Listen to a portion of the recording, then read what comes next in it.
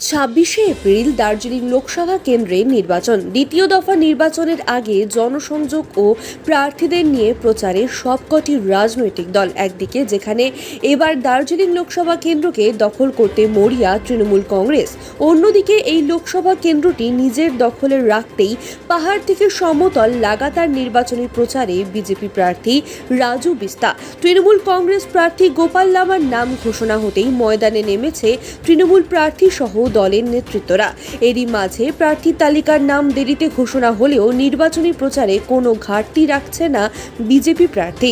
এদিন অন্যান্য দিনের মতন শিলিগুড়ির রেগুলেটেড মার্কেটে নির্বাচনী প্রচারে আসেন বিজেপি প্রার্থী রাজু বিস্তা।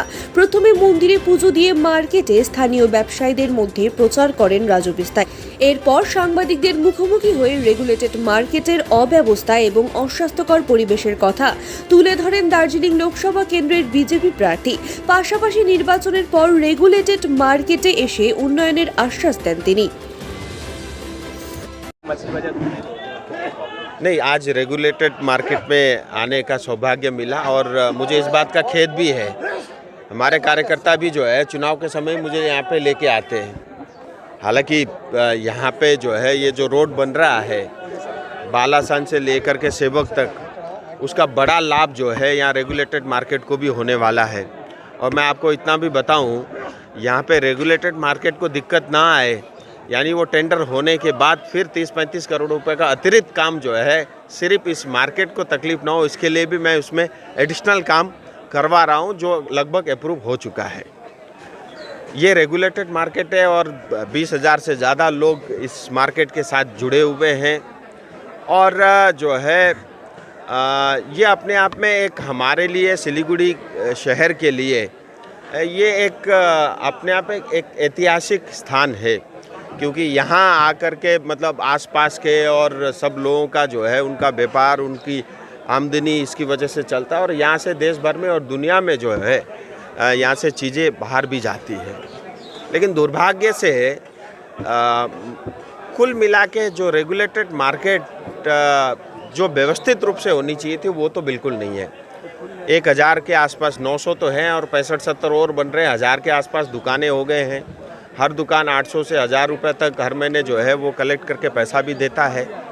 लेकिन उसके बदले में यहाँ पे जो दुकान है, या इवन मैं देख रहा हूँ कमेटी के लोग भी दुखी हैं। सो कुल मिला के ना यहाँ तो कोई चीज़ें व्यवस्थित है। आप साफ़ सफाई और गंदगी देखिए।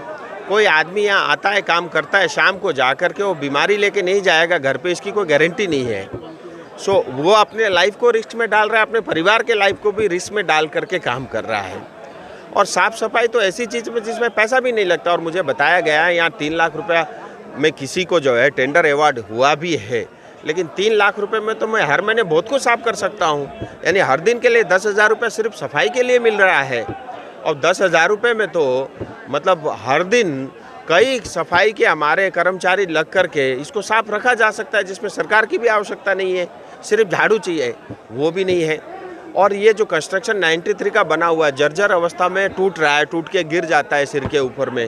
लेकिन इसके रिपेयरिंग का, रिकंस्ट्रक्शन का जो है किसी तरह से कोई अभी तक इसकी कोई बात ही नहीं करता, इसके बारे में चिंतन भी नहीं करता।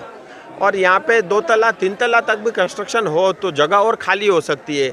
पार्किंग की व्यवस्था नहीं है, क्योंकि सड़क में लोग गाड़ी खड़ी कर देते हैं। और कॉरपोरेशन और यहाँ की सरकार पता नहीं क्या कर रही है, क्यों कर रही है। जो चाय और पान दुकान के लिए जो जगह बनी थी वो होलसेल लाइसेंस दे करके दूसरे लोगों को फिर अलॉट किया जा रहा है। कुल मिला के कंजेशन और बढ़ाया जा रहा है, सुविधाएं नहीं है। सो कुल मिला के ये रेगुलेटेड मार्केट जो है हम सब ने मिल करके इसको डस्टबिन बना रखा है। ये हमारा दुर्भाग्य है और जो है ये जिम्मेदारी बनती है म्यूनसिपल या कॉरपोरेशन की और इसी तरह जो यहाँ की सरकार की। लेकिन उन्होंने भी अनदेखी कर रखी है। क्या कारण है मैं नहीं जानता, लेकिन मैंने आज इन सब से निवेदन किया है। ये एक सांसद होने के नाते मेरे लिए भी ये दुख की बात है। मैं इसी शहर का सांसद हूँ, यही रहता हूँ, उसके बावजूद भी जो है इतनी तकलीफ़ें यहाँ के लोग हैं।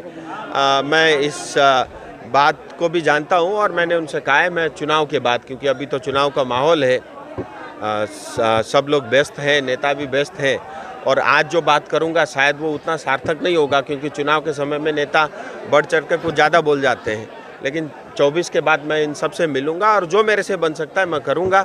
मुझे इसके लिए केंद्र से हमारे किसी मंत्री को लेकर के आना पड़ा, आकर के केंद्र भी इसमें थोड़ा सहयोग करे, मैं ऐसा चाहता हूं, क्योंकि स्टेट के पास पैसा नहीं है, ये भी सच्चाई है।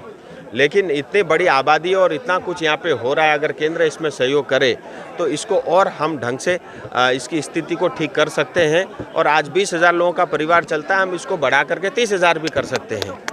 लेकिन यही है कि चीज़ें व्यवस्थित हो, और अगर चीज़ें व्यवस्थित होती है तो लोगों को कम तकलीफ होती है। यहाँ पेशाब करने की जगह नहीं है। मान लीजिए किसी को पेशाब आता है, बाथरूम आता है, वो इधर उधर उसको भटकना पड़ता है। ये तो एक बेसिक चीज़ें है। और यहाँ कहाँ कोई पानी पिएगा, कहाँ कोई चाय पिएगा, कहाँ गाड़ी खड़ी करेगा। तो कुल मिला के ये अव्यवस्थित हो रखा है, इसको व्यवस्थित करना एक बहुत बड़ा विषय रहेगा।